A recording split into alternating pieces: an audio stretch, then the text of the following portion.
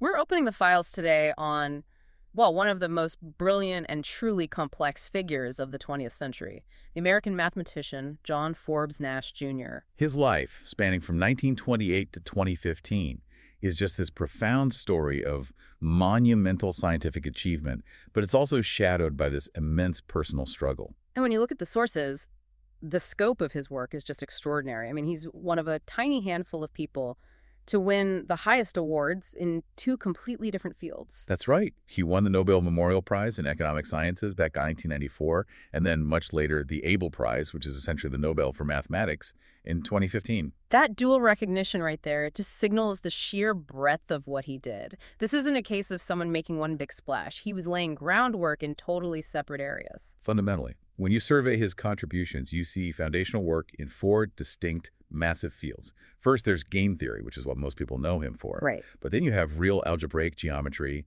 differential geometry, and the theory of partial differential equations, or PDEs. So his influence is everywhere, from theoretical economics all the way to the deepest, most abstract concepts of geometry and analysis. Exactly. But to really get the full picture, you have to look at the personal context. I mean, his life story, his long, difficult struggle with schizophrenia, that became internationally known through Sylvia Nasar's biography and then the film A Beautiful Mind. I did. And you really can't separate the genius from the struggle. Yeah. It's a necessary part of understanding his full trajectory. His battle with mental illness tragically hit right when he should have been at his most productive. And yet, the work he did before the illness and the methods he developed, they just fundamentally altered several academic landscapes. So our purpose here is to really explore those academic milestones, to get into the papers, the theorems, and at the same time try to understand how his personal journey interacted with his intellectual output, to extract what this material tells us about genius, about method, and about resilience.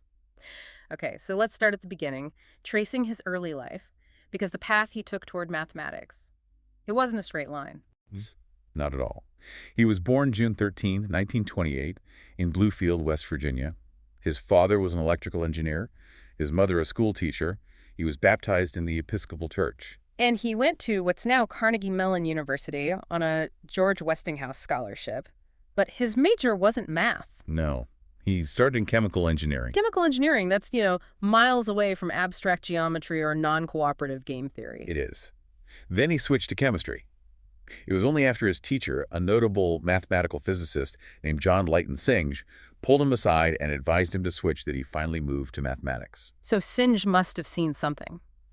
Some kind of latent, powerful talent there. He clearly did. Yeah. In that conversation, it seems like that was really the pivotal moment that set him on his ultimate intellectual course. And once he found that path, he didn't waste any time. Not a bit. He was an exceptionally rapid learner. He graduated in 1948 with both a bachelor's and a master's degree in math. Wow. Both degrees at once. That kind of rapid progression immediately set him up for the next step, graduate school at an elite institution. And the story of how he got to Princeton is also, it's very telling about his character, isn't it? He had his pick of the top schools. He did. Harvard, Chicago, Michigan, they all accepted him. Yeah. But he chose Princeton. Why Princeton? Well, the chairman of the math department there, Solomon Lefschetz, offered him the John S. Kennedy Fellowship. And Nash sort of calculated that this meant Princeton valued him more than the others did. So it was a strategic choice, almost like a move in one of his own games. You could see it that way, yes. Yeah. He wanted the environment where he felt his genius would be most appreciated. And that feeling was mutual. The recommendation letter from his old professor, Richard Duffin, is legendary for how short and powerful it is. It is. All it said was, "This man is a mathematical genius." Just that, no fluff. And that kind of praise set the stage for one of the most profound contributions to economic theory ever made by a graduate student. Which brings us right to the game theory revolution. Right. He got his PhD in 1950 with this famously short dissertation. It was only 28 pages, titled Non-Cooperative Games. And inside those 28 pages was the concept that would later define his entire public reputation and win him the Nobel Prize: the Nash equilibrium. Let's break that down, because I think a lot of people have heard the name but might not grasp its power. What exactly is it? Okay, so the Nash equilibrium is the foundational concept for analyzing non-cooperative games. These are situations where players act independently without any kind of binding agreements, just to maximize their own personal payoff. And the equilibrium itself is a stable state. Exactly, a stable state. Imagine a game with two or more players. An outcome is a Nash equilibrium if, once you're there, no single player can do any better by unilaterally changing their own strategy. As long as everyone else stays put. As long as everyone else stays put. So you're locked in, because if you move on your own, you're actually worse off. It's the mathematical formwork for predicting what happens when rational people act purely in their own self-interest. Precisely. And that's why it's so vital. It's the intellectual architecture for everything from, say, auction design and trade wars to arms races. And this is where it gets really interesting, because this idea kind of challenges the traditional economic view from Adam Smith, right? The idea that individual self-interest somehow magically leads to the common good. It's a direct challenge. That's the revolutionary insight. Smith's invisible hand suggests individual optimization benefits the group. Nash's work proves that when players optimize only for themselves, they often land in a stable equilibrium that is suboptimal for the group as a whole. The classic example being the prisoner's dilemma. Exactly. Both prisoners acting rationally in their own self-interest leads to a worse outcome for both of them than if they just cooperated. So the Nash equilibrium is the mathematical proof for why individually rational behavior can lead to collective irrationality. That's it. And that's why this elegant concept from a young grad student is central not just to economics, but political science, military strategy, even evolutionary biology. Any system with competing agents. And he didn't stop there with game theory. No. In the early 50s, he also tackled cooperative games where agreements are possible. He developed what's called the Nash bargaining solution. And what's that? It's basically a framework for figuring out how two rational players should divide the gains from cooperating, when they both want to cooperate, but they disagree on how to split the prize. It's just staggering that all of this work, done in his early 20s, was the basis for his Nobel Prize decades later in 1994. I mean, that alone guarantees immortality in the field. It does, a singular achievement in itself. Now, if Nash had just stopped right there with game theory, his name would still be etched into history forever. But what the sources make so clear is that his mind it wouldn't stay put. It drove him into the deepest waters of pure mathematics. This transition really solidified during his time at MIT after his PhD. And while the results he found are often described using the language of geometry, his work in differential geometry and partial differential equations is really rooted in extremely advanced mathematical analysis. It shows this incredible versatility. A mastery that just transcended boundaries. Okay, so let's get into this pure math phase, starting with his work in something called real algebraic geometry, or ARG. This brings us to a result called Nash's theorem from around 1951. Now, to get why it was so surprising, you have to understand a little bit about manifolds.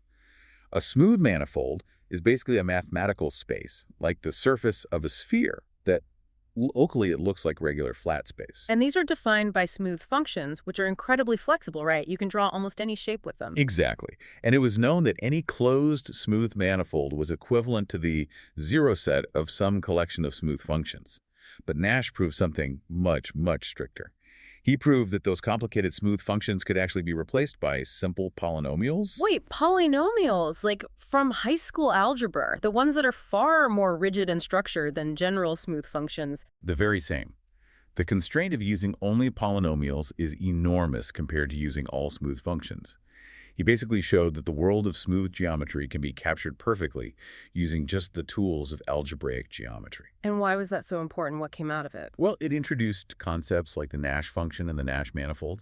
It showed that the underlying structure of smoothness was much more algebraic than anyone suspected. And later, this became fundamental for people like Michael Artin and Barry Mazur in their study of dynamical systems. It proved its relevance far beyond pure geometry. Okay, so from there, he moves to differential geometry, and this is where we get the famous Nash embedding theorems. He was going after a really big open problem. He was. The central question was this: can any Riemannian manifold, and you can just think of that as any curved space where you can measure distances like space-time or a complex surface, can it be realized isometrically as a part of a simpler, flat Euclidean space? So can you take a complicated curved surface and just place it inside our regular 3D world or a higher dimensional version without distorting any of the distances on its surface? That's what isometric means, right? Distance preserving. Precisely. It's about whether intrinsic curvature can always be translated into extrinsic curvature. And the sources say he solved this in 2 separate steps, with totally different methods. They did. The first embedding theorem came in 1953. Nash showed the embedding is possible, but only if you're okay with the mapping being just continuously differentiable. Meaning the surface is smooth enough to touch, but the geometry, like the curvature, might be kind of jagged in places. That's a good way to put it, yes. Highly irregular. Now, this result was later extended into the Nash-Kuiper theorem, which was very powerful in its own right. But for mainstream differential geometry, they often need a much higher degree of smoothness. Infinitely differentiable. Right, that's the tension. Yeah. But the techniques he developed for that first theorem, particularly the method called convex integration, turned out to be incredibly influential. And what did that lead to outside of geometry? It had massive, unexpected applications in fluid mechanics. It was used to construct non-smooth, sort of turbulent solutions to the Euler equations, which describe the flow of fluids. So by solving a geometry problem, he accidentally gave analysts a tool to understand why things like turbulence can be so messy and non-smooth. But the second theorem, that was the real mountain to climb, proving the smoothly differentiable embedding. This was, as the sources say, unexpectedly difficult. It took him about 1.5 years of intense, focused work, and the proof is famously complex. What was the conceptual breakthrough? What was the big problem he had to solve? It was something called the loss of regularity phenomenon. In many complex nonlinear problems, when you try to use standard methods to smooth out a solution step by step, each step actually makes the solution rougher. You lose smoothness faster than you gain it. It's like trying to polish a stone, but every time you rub it, it gets scratchier. That's the perfect analogy. So standard tools just failed. And Nash's solution was considered completely novel. He introduced a technique of continually injecting extra regularity. How did that work? Instead of just applying a correction, he coupled the process to an ordinary differential equation, an ODE.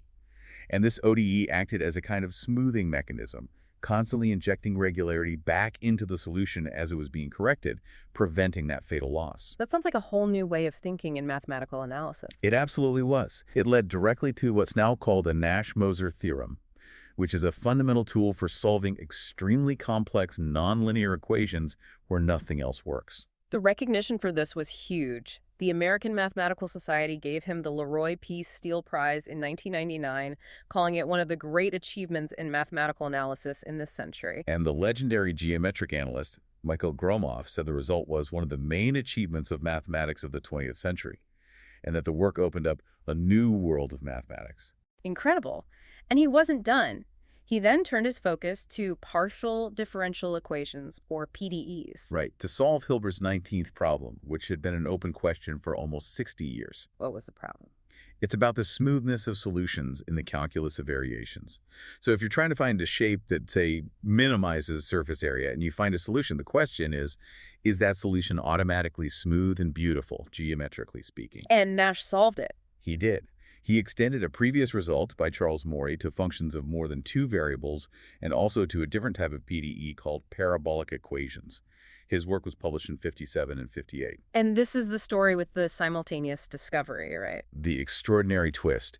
He found out that an Italian mathematician, Ennio de Giorgi, had found nearly identical results for the same problem at the same time, working completely independently. Wow. 2 people tackling the same 60-year-old problem at the same time with different methods. Yes. Nash's method was based on something called the heat kernel. De Giorgi's was different, but they both got there. The combined work is now known as the de Giorgi-Nash theorem, and it's the definitive solution to Hilbert's 19th problem. Peter Lax called Nash's work here a stroke of genius. And Nash himself later speculated that if de Giorgi hadn't discovered it at the same time, he probably would have won the Fields Medal in 1958. Which archival research confirms, actually. He placed 3rd in the voting. It was just world-changing work. And before we move on, there's this quick, fascinating sidebar about cryptography. Right. In 2011, the NSA declassified letters from the 1950s where Nash proposed a new encryption machine. And in these letters, he basically anticipated the core concepts of modern cryptography. The idea of computational hardness, that it's easy to encrypt but almost impossible to decrypt without the key. Exactly. He was thinking in terms of what we now call trapdoor functions, decades before they were formally invented. It's just another example of this staggering forward-looking intellect. So, having mapped out this immense landscape of intellectual triumph, we have to shift our focus. We have to turn to the profound personal struggle that began to cast a shadow over his life. And we need to approach the subject of his schizophrenia with the sympathy and gravity it deserves. The mental disturbances really started in early 1959, and tragically, this was right around the time his wife, Alicia Larday, was pregnant with their son. The symptoms started as paranoia. Pervasive paranoia, yes, which then quickly developed into complex persecutory delusions and auditory hallucinations. And these were very specific. The sources mentioned he believed that men wearing red ties were part of a crypto-communist party conspiring against him. Yes, and that paranoia was often mixed with grandiose delusions. He sent these bizarre letters to embassies in Washington, D.C., declaring he was establishing a new government, Signing them, John Nash, Emperor of Antarctica. and referring to himself in the third person as Johann von Nassau. And this, sadly, spilled over into his professional life in a very public and shocking way. It did. It happened during a lecture at Columbia University in early 1959. He was supposed to be presenting a proof of the Riemann hypothesis, one of the hardest problems in math. But instead, Instead, the lecture was just deeply incoherent. It was so infused with his delusions that his colleagues in the audience immediately realized how severely ill he was. For that community, which prizes intellectual clarity above all, it was just a devastating public breakdown. and that led to his first commitment in April 1959 to McLean Hospital. That's where he was diagnosed with schizophrenia, based on the delusions, the paranoia, the hallucinations, and his withdrawal from society. The next 9 years were just this horrific cycle of being in and out of psychiatric hospital. Yes, places like the New Jersey State Hospital at Trenton.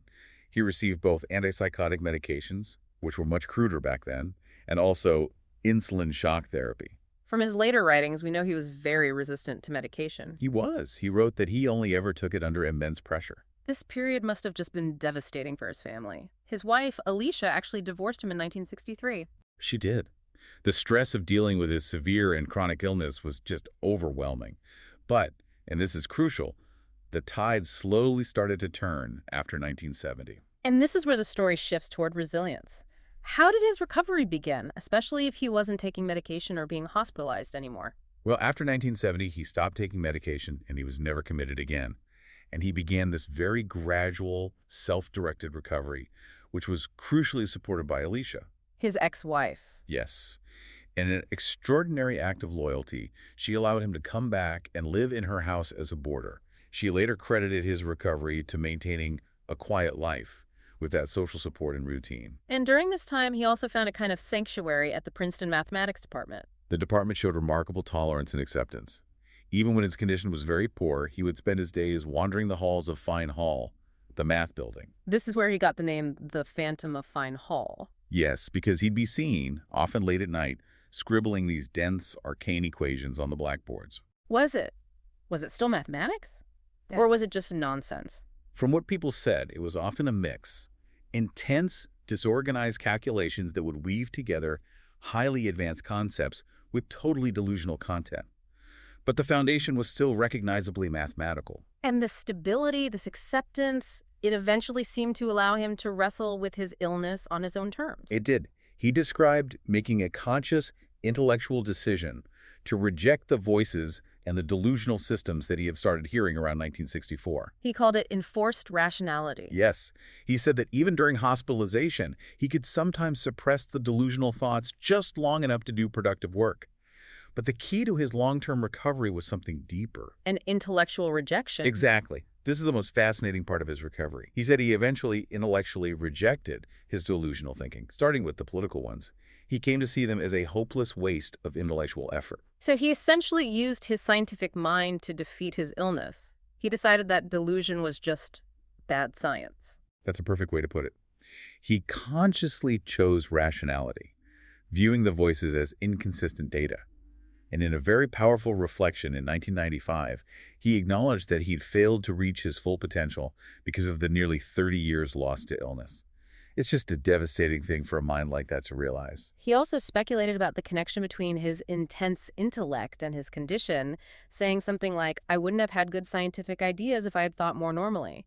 It shows how deeply he was analyzing his own mind. A truly complex relationship between genius and pathology. So despite the lost decades, the story doesn't end in silence. It ends with this incredible resurgence of recognition, and then, sadly, a tragic final chapter. By the late 1980s, his condition had stabilized enough for an academic comeback. He was moving from being the phantom of Fine Hall back toward being a respected researcher. And technology helped with this, right? It did. He started using email to connect with younger working mathematicians. They were able to review his newer work, confirm its value, and crucially, they vouched for his mental health to the Nobel Committee. And that advocacy worked. In 1994, he received the Nobel Memorial Prize in Economic Sciences for the game theory work he'd done 4 decades earlier. It was recognition that had been long delayed, partly because the committee had struggled with awarding the prize to someone whose mental state had been so unstable for so long. He also gathered other major awards during this period, like the John von Neumann Theory Prize and the Leroy P. Steele Prize for the embedding theorems. It was a symbol of his return to the community. And he didn't just rest on his laurels. His later work ventured into advanced game theory and also into economic philosophy. Yes, he became a notable critic of Keynesian ideas and central banking. Proposing this concept of ideal money. What was the core idea there? It came from a deep skepticism of fiat currency and the inflation caused by central banks. He argued money should be a stable unit of measurement, independent of political manipulation. And how would you achieve that stability? He suggested pegging it to an industrial consumption price index, which would measure the real cost of industrial goods and energy. It would be a more stable anchor for value than gold or, the decisions of a central banker. Which sounds a lot like the thinking of economists like Friedrich Hayek. It parallels it very closely, yes. It just shows that even in his later years, he was still engaging with these huge global debates with his own rigorous proposals. And then the capstone of his mathematical recognition arrived in 2015. Yes. In 2015, just days before he died, he was awarded the Abel Prize, along with Louis Nierenberg, for his seminal contributions to the theory of nonlinear partial differential equations, the work on Hilbert's 19th problem. It was the necessary recognition for his pure math breakthroughs, which had been overshadowed for so long by the Nobel in economics. It was. And tragically, the receipt of that prize marked the very end of his story. It did. On May 23, 2015, while returning home from the award ceremony in Norway, he and his wife, Alicia, were killed. A car accident on the New Jersey Turnpike. Yes. The taxi driver lost control and hit a guardrail. In a truly heartbreaking detail, neither John nor Alicia were wearing seatbelts. They were both ejected from the vehicle and killed. A profoundly sudden and tragic end for a couple who had endured so much together and had finally found some measure of peace and recognition. It's just devastating. John Forbes Nash Jr.'s life is this unparalleled case study in genius and in human resilience. We've covered his 4 fundamental contributions: game theory, real algebraic geometry, differential geometry, and PDEs. Any one of those would have guaranteed his place in history. And we have to remember the cultural impact. His status as the phantom of Fine Hall, sheltered by the Princeton community, and the human recognition brought by a beautiful mind. And the insights go beyond just the math. Nash himself, when reflecting on his illness, put forward these views that connected non-standard behavior, being insane, to being on strike from a societal point of view. He is advancing ideas in evolutionary psychology about the potential, maybe accidental, benefits of these apparently non-standard behaviors, suggesting that these cognitive deviations might be linked to the very same processes that lead to radically new breakthroughs. And that leads to a really powerful thought for you, the listener, to consider. Nash showed that breakthroughs often come from seeing problems from a radically different angle. If you take his perspective on rejecting delusion, that it was a hopeless waste of intellectual effort, it suggests something profound. It suggests that the same mind that could recognize these deeply complex patterns, like a Nash equilibrium or the need for iterative injection in the embedding theorems, might also, by its very nature, be predisposed to seeing patterns and connections that others would call completely delusional. The line that separates revolutionary intellectual progress from unconventional or even pathological thinking seems, in his case, to have been extraordinarily thin. His life really asks us whether stepping outside of acceptable or normal thought patterns is sometimes a prerequisite for that truly fundamental progress, the kind of leap that changes how we model the world. It's a reminder that exceptional vision often requires paying an exceptional price. A truly complex legacy of logic and struggle. Thanks for listening.